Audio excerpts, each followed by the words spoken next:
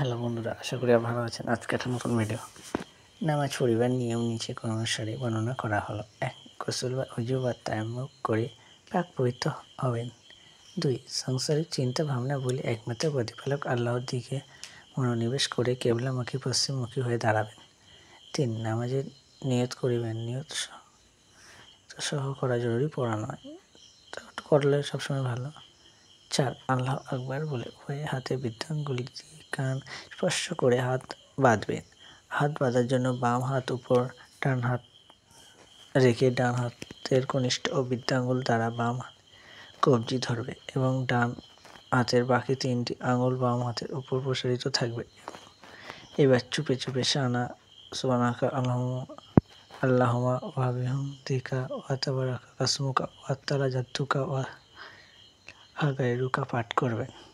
আউযু বিল্লাহি মিন শাইতানির রাজিম, বিসমিল্লাহির রহমানির রহিম পাঠ করবেন। এরপর সূরা ফাতিহা পাঠ করবেন। ফাতিহার নিচে দেওয়া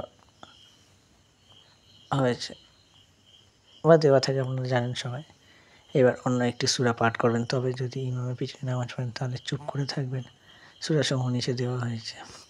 আল্লাহু আকবার বলে রুকুতে যাবেন। রুকুর সময় 2 হাত হাঁটুর নিচের উপর এমনভাবে রাখবেন যেন গিরার উপর পড়ে ভর পড়ে এবং মাথা, ঘাড়, পিঠ এবং একাগ্র থাকবে। রুকুতে থাকা অবস্থায় 3 তার চেয়ে বেশি সংখ্যক বেজের বার রুকুর তাসবিহ অর্থাৎ সুবহানাল্লাহ রাব্বিল আযীম করবেন। রুকুর তাসবিহ পাঠ শেষে সোজা দাঁড়াবেন। ঠিক আছে।